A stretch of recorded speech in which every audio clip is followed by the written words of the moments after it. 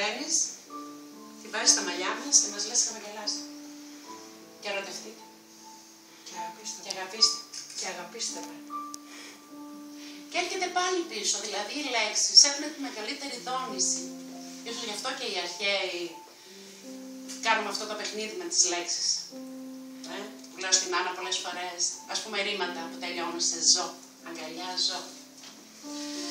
Είναι σπουδαίο να επιθυμείς να μιλήσεις, να προλογίσεις. Για μένα ήταν πολύ σημαντικό. Έχω βρεθεί σε αυτή τη θέση πάρα πολλές φορές. Η σημερινή μέρα είναι ξεχωριστή. Και είναι μέρα της αγκαλιάς, θέλω. Επαιτειακή είναι η μέρα της αγκαλιάς. Έτσι λοιπόν που είμαστε όλοι εδώ, σε αγκαλιάζουν. Και αυτοί που σε διαβάζουν.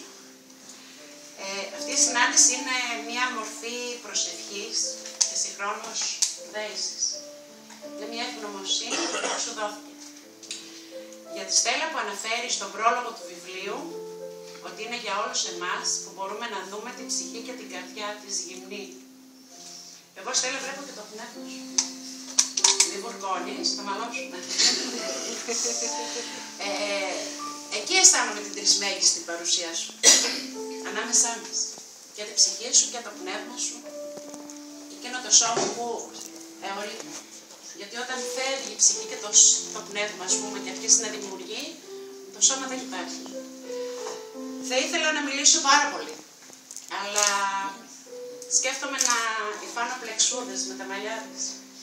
Και να τις βάλω πεταλούδες, άστρα για σεμιά. Θέλω να την ευχαριστήσω.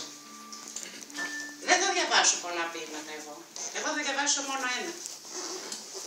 Και ούτε ποίημα θα διαβάσω. Θα διαβάσω μία πρόταση. Βοά η μνήμη διατάζει τις λέξεις να μιλήσω. Θέλω να σε ευχαριστούμε.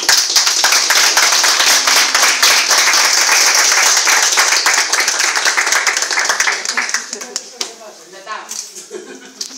Τι να πω εγώ για την Αγαθήτη Γεωργίδου, τι να πω εγώ για την Αγαθήτη Γεωργίδου. Μιλάει η πένα της, μιλάει η καρδιά της. Ευχαριστώ.